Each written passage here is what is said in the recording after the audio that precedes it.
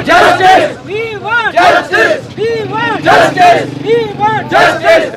ये 1998 का एक वाक़या हुआ है गिलगित से, 1988 का 1999 का एक वाक़या हुआ था। गिलगित से एक जहाज़ लापता हो गई। ये PK-404, उसमें 42 पैसेंजर थे और आज मतलब लापता होके कोई 30 साल 32 साल गुजर गए हैं। तो हमने हुकूमत से भी उस वक़्त भी कहा था, हम आज भी कह रहे हैं कि और हम अभी तक उम्मीद से बैठे हैं कि 30-32 साल जाने के बाद भी इस जहाज़ का कोई सुराग हमें नहीं मिला है। और इससे पहले भी हुकूमत पाकिस्तान में ऐसे वाक़यात बहुत हुए हैं कि जहाज़ लापता होते रहे हैं और उनकी लाशें भी मिलती रही हैं और जहाज़ भी मिलते रहे हैं।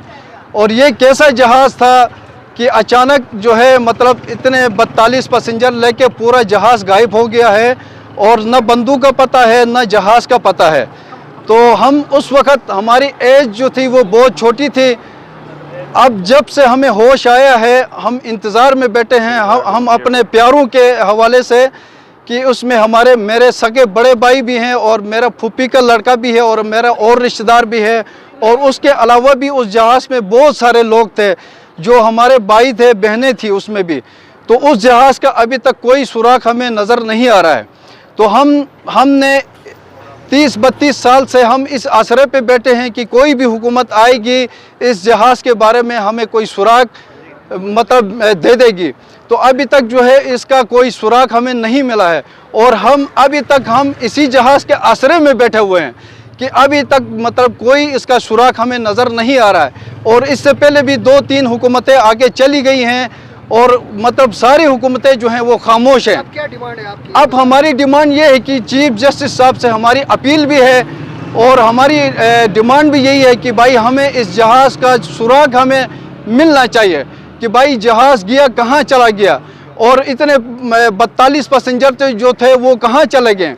और हमारी डिमांड ये है कि भाई अभी हमें जहाज़ का सुराग हमें दे दें या हमें हमारे बंदे दे दें, ठीक है कि नहीं। हम चीफ जस्टिस साहब से हम अपील भी करते हैं कि भाई हमें इस जहाज़ के बारे में कुछ न कुछ हमें सुराग ज़रूर हमें दे दें। उस वक्त क्या बताया था PI इंतज़ामिया? उस वक्त बताया गया कुछ भी नहीं बताया गया उस वक्त।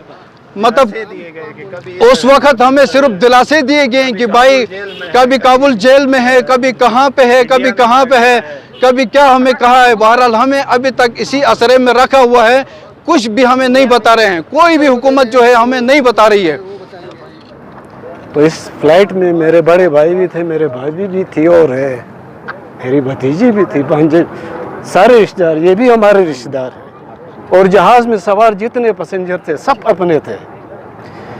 उस दिन 25 जुलाई 1999 का ये वाक़या है। सुबह से 2 फ्लाइटें इस्लामाबाद से परवाज़ कर जाती हैं गिलगित के लिए, ठीक है, और दोनों फ्लाइटें 10 मिनट के वक्फे से इस्लामाबाद के लिए परवाज़ कर जाती हैं। इस PK-404 में ऐसा हुआ, जब ये इस्लामाबाद से ये जहाज़ गिलगित आ रहा था तो कराची से एक पायलट थे कैप्टन बलगरामी, ये इस्लामाबाद एयरपोर्ट पे उतरा है। आते ही इसी जो जहाज़ स्टार्ट हो रहा था गिलगित के लिए, कैप्टन जुबैर जो था इस फ्लाइट को उड़ा रहे थे। कैप्टन बलगरामी जो आकर इसी फ्लाइट में सवार होता है, तो ये दोनों चले आते हैं गिलगित से। फिर ये परवाज़ 54 मुसाफिर हैं जी, इंक्लूडिंग क्रू के, ये इस्लामाबाद के लिए परवाज़ कर जाते हैं। इससे पहले जो 10 मिनट की जो फ्लाइट जो पहले उड़ान बढ़ी थी वो खैरियत से अपने मंजिल पर पहुंच गई। दूसरी फ्लाइट जो थी 10 मिनट के बाद उनसे राब्ता मुनक़ता हो गया। हमें आधा घंटे के बाद PI वालों ने बता दिया कि जहाज़ से कांटेक्ट नहीं हो रहा है। तो अलर्ट हो गई एजेंसीज भी, इदारे भी, और काफ़ी कोशिशें। उस शाम तक हमें कोई खबर, कोई अथेंटिक न्यूज़ नहीं मिली। BBC से ये खबर नशर हुई कि ये फ़्लाइट जो है इस्लामाबाद जा रही थी, रास्ता भटक गया है और इंडिया ने इसको हिट कर दिया है, मिसाइल हिट किया है। तो बाद में फिर गवर्नमेंट ने इसकी तरदीद की। उस वक़्त पाकिस्तान में गवर्नमेंट थी, पाकिस्तान पीपल्स पार्टी की, और मोहतरमा बेनज़ीर भुट्टो साहिबा प्राइम मिनिस्टर थी। और वहाँ भारत में कांग्रेस की गवर्नमेंट थी, राजीव गांधी वहाँ के प्राइम मिनिस्टर थे। हमें एक्चुअल जो असल जो हकायक है उससे आगाह नहीं किया गया, छुपाया गया।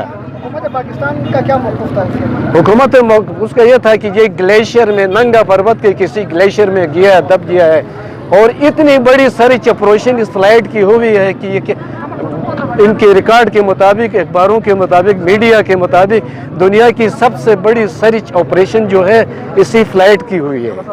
और ये हमें ऐसे ही मतलब एक वो करने के लिए, दिलासा देने के लिए डिले टैक्टिक्स जो है इस्तेमाल करते रहे। क्या मुतालिबा है? मुतालिबा ये है कि गवर्नमेंट से तो कुछ भी नहीं हो, तो कई हुकूमतें आई चली गई, वक्तन फवक्तन हम मुतालिबात करते रहे।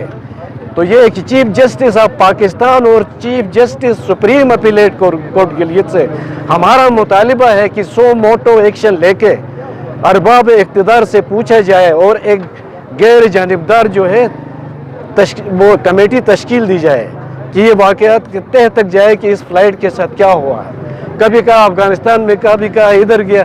हम बहुत ही मतलब शशो पंज में, इवन दिन हम वो फेरी मेडोज तक गए लोग। हमारे एक मरहूम मामू थे अब्दुल राज़िक एडवोकेट, जिसका नाम आपने सुना होगा, रिसेंटली उनकी वफात हो गई। उन्होंने बड़ी तगोदो की, हेलीकॉप्टर में AKRSP का हम मशकूर हैं कि उन्होंने हेलीकॉप्टर प्रोवाइड किया। वो हेलीकॉप्टर लेके कभी चतराल, कभी अफगान बॉर्डर पे सर्च कर, लेकिन कुछ नहीं हुआ जी।